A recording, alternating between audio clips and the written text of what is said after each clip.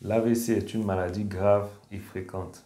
N'importe qui peut se retrouver en train de faire un AVC ou encore face à une personne qui est en train de faire un AVC. C'est pourquoi il est important de savoir quels sont non seulement les signes d'AVC, mais également quels sont les gestes à poser ou à éviter lorsqu'une personne a fait un AVC.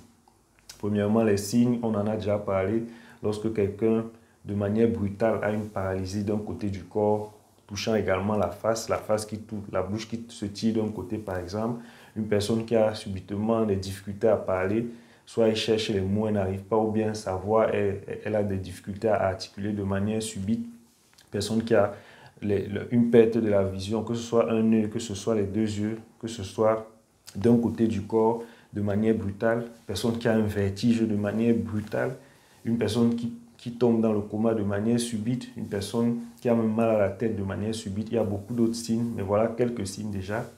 On pense que cette personne a fait un AVC.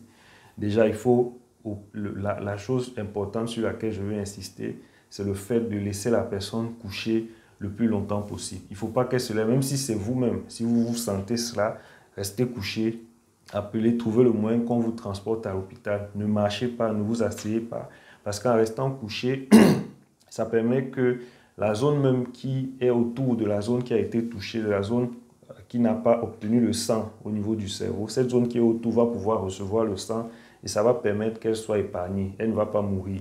Pourtant, quand on se lève, quand on est debout, le sang ne monte pas aussi bien que quand on est couché. Du coup, la zone même d'alentour peut mourir à son tour. C'est pourquoi certaines personnes ont fait un AVC, c'était incomplet. Le fait qu'elle soit restée debout ou assise a fait que toute la zone, ça s'est même aggravé. Finalement, elle bougeait un peu la main, mais après, elle a commencé à ne plus bouger carrément toute la main, tous les membres et tout. Donc vraiment, restons couchés, que ce soit nous, que ce soit nos proches, laissons les personnes couchées, même pour les transporter, qu'elles restent couchées, et même à l'hôpital, qu'elles restent couchées au moins pendant les 1-2 premiers jours au maximum, pour éviter que la mort du cerveau ne s'aggrave.